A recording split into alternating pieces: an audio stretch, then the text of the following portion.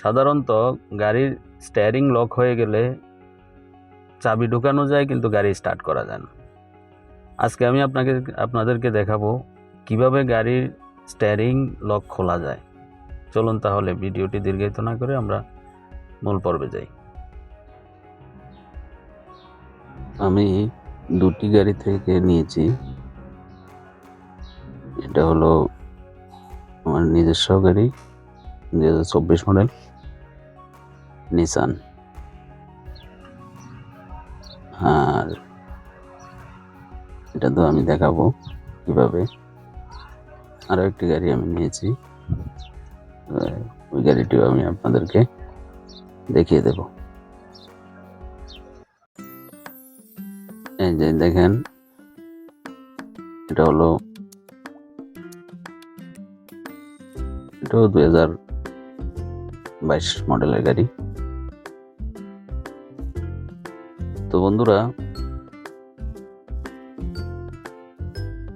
যে আমি গাড়িটিতে এখন প্রবেশ করব। গাড়িটি লক করলাম, তারপর এই যে ভিতরে যাওয়ার পর আমি এই যে, আপনারা মনোযোগ সহকারে দেখবেন, অত কঠিন কিছু না, সাধারণ একটি ব্যাপার। সাধারণত চাবি ঢুকানো যায়, কার লক হলে চাবি ঢুকানো যায়। এই যে আমি ঢুকালাম চাবিটা, কিন্তু চাবিটা ঘোরানো যাবে না। চাবিটা গার্ডটা যদি লক থাকে চাবিটা ঘোরানো যাবে না। এই যে এটা হলো পায়ে, হ্যান্ড ব্রেকটা, পায়ে ব্রেকটা চাপ দিতে হবে। তারপর দেখেন, আমি এই যে গার্ডটাকে আগে লক করে নিই। সাধারণত নতুন গাড়ির স্টিয়ারিং একটু টাইট থাকে, তো এই যে গার্ডটা লক হয়ে গেছে। এই যে আমার হাতে চাবি।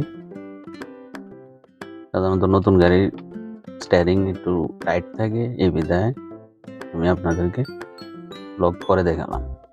আর পুরান গাড়ি হলে স্টিয়ারিং ফ্রি থাকে, অনেক সময় আমরা নামার সময় হাতে চাপ লেগেও স্টিয়ারিংটা লক হয়ে যায়। এই যে চাবিটা ঢুকিয়ে আপনি এই যে স্টিয়ারিংটা উপর দিকে একটু চাপ দিতে হবে। উপর দিকে চাপ দিলে অটোমেটিক এই যে চাবিটা ঘুরে যাবে। দেখছেন, চাবি ঘুরতেছে। চাবি ঘুরার সাথে সাথে এই যে আমার গাড়ি স্টার্ট করে ফেললাম। এখন এই যে স্টিয়ারিং ফ্রি। সাধারণত এটার টপিকটাই হচ্ছে আপনি স্টিয়ারিংটা উপর দিকে। প্লিজ ভিডিওটি ভালো লাগলে লাইক, শেয়ার, কমেন্ট করবেন। অবশ্যই ফেসবুক থেকে দেখলে ফলো করবেন আমার চ্যানেলটি। ইউটিউব থেকে দেখলে চ্যানেলটি প্লিজ সাবস্ক্রাইব করবেন। লেটেস্ট ভার্সনের কিলেস গাড়ি কিভাবে স্টার্ট করতে হয় আমি আপনাদেরকে আমার সামনের ভিডিওতে অবশ্যই দেখাবো। চাবি ছাড়া গাড়ি কিভাবে স্টার্ট করা যায়।